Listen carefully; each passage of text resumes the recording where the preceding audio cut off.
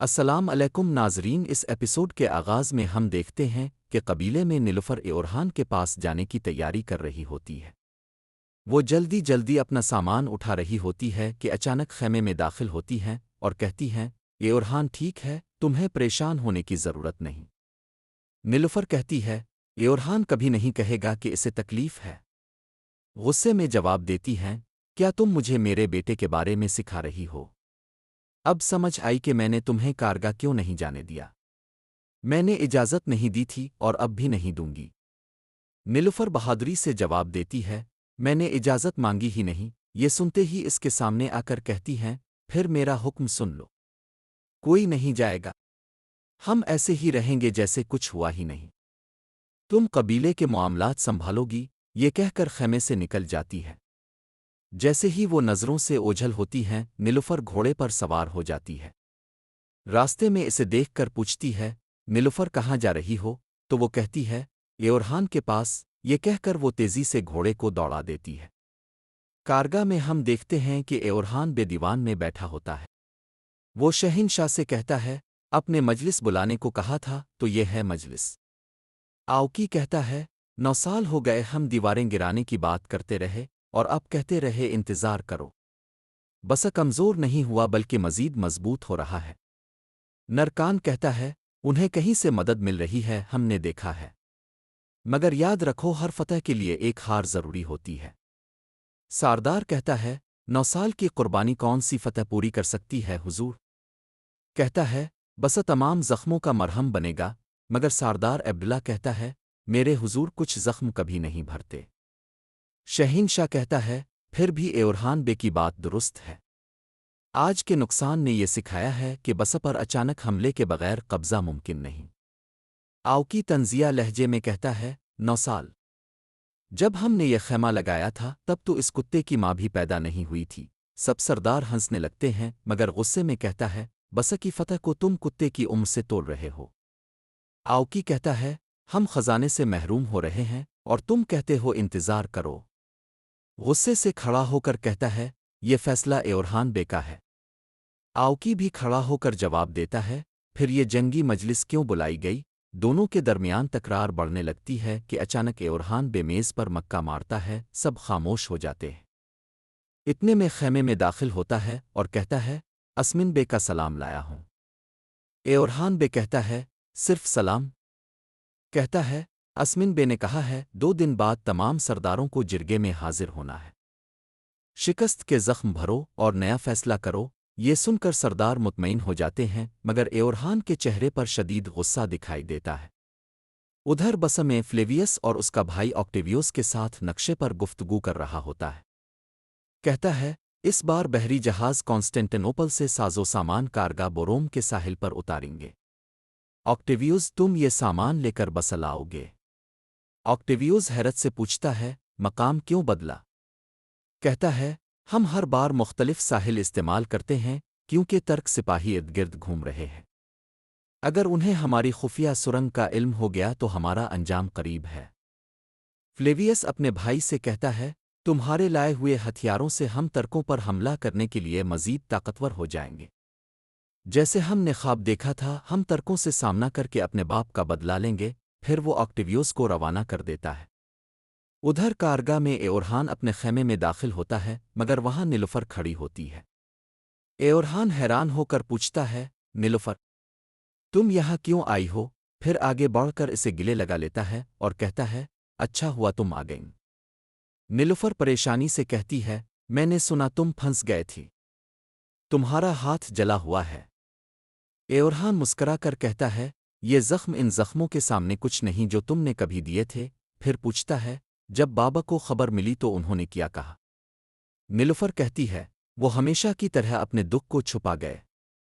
اورحان کہتا ہے، میرے بابا نے کبھی میری فتوحات کے راستے میں رکاوٹ نہیں ڈالی، مگر اب میں جرگے تک اپنا سفر جاری رکھوں گا۔ آج رات میں محاذ پر جا رہا ہوں، قبیلے میں جو باتیں ہو رہی ہیں وہ سب جاننی ہے۔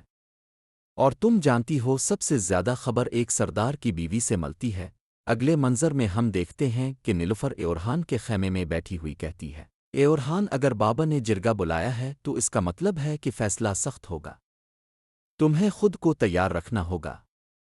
اورحان کہتا ہے، میں ہر فیصلے کے لیے تیار ہوں، لیکن بابا کا حکم میرے لیے حرف آخر ہے۔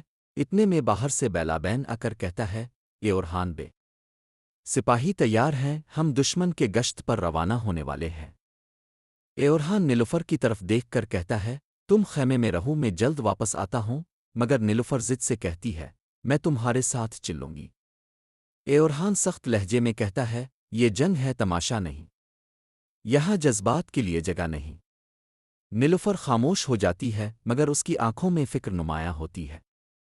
اورحان خیمے سے نکلتا ہے اور بیلابین کے ساتھ گھوڑے پر سوار ہو کر اندھیری رات میں نکل جاتا ہے۔ دوسری جانب ہم دیکھتے ہیں کہ اسمن بے اپنے خیمے میں شاہین شاہ اور کے ساتھ بیٹھے ہیں۔ وہ کہتے ہیں، اورحان کا جوش قابل فخر ہے، مگر اسے عقل کے تابع رکھنا ضروری ہے۔ جرگے میں سب کے سامنے فیصلہ سناؤں گا۔ بسکی جنگ ہماری تقدیر کا فیصلہ کرے گی۔ شہین شاہ سر جھکا کر کہتا ہے، بے میں نے بھی اورحان میں وہی آگ دیکھی ہے جو کبھی اب میں تھی۔ وہ آپ کی طرح بہادر ہے۔ اسمن بے کہتا ہے، بہادری تبھی معتبر ہوتی ہے جب وہ نظم و ضبط کے ساتھ ہو۔ آہستہ سے کہتی ہیں، اسمن بے اگر نیلوفر قبیلے سے نکل گئی ہے تو اس کی سزا نہ دیں۔ وہ دل کے کہنے پر گئی ہے۔ اسمن بے خاموش ہو کر کہتے ہیں، کبھی کبھی دل کی سننا قبیلے کے لیے زہر بن جاتا ہے۔ ادھر میدان میں اورحان اور بیلابین دشمن کے گشت پر چھپ کر نظر رکھے ہوئے ہیں۔ بیلابین کہتا ہے، یہ فلیویس کے سپاہی ہیں، شاید وہ کسی سازش کی تیاری کر رہے ہیں۔ اورحان کہتا ہے، ہمیں معلوم کرنا ہوگا کہ وہ کہاں جا رہے ہیں۔ دونوں گھوڑے دوڑا کر ان کے پیچھے نکل جاتے ہیں۔ راستے میں وہ دیکھتے ہیں کہ کچھ سپاہی ساحل کی طرف جا رہے ہیں، جہاں آکٹیویوس بحری جہاز سے ہتھیار اتار رہا ہے۔ اورحان کہتا ہے، یہی وہ ساز و سامان ہے جس سے وہ بسک کو محفوظ رکھنا چاہتے ہیں۔ بیلابین کہتا ہے، ہمیں ابھی حملہ کر دینا چاہیے۔ اورحان کہتا ہے، نہیں، پہلے ہمیں ان کے خفیہ راستے کا پتہ لگانا ہوگا، پھر ایک ہی وار میں سب ختم کریں گے۔ دونوں چھپ کر ان کا پیچھا کرنے لگتے ہیں۔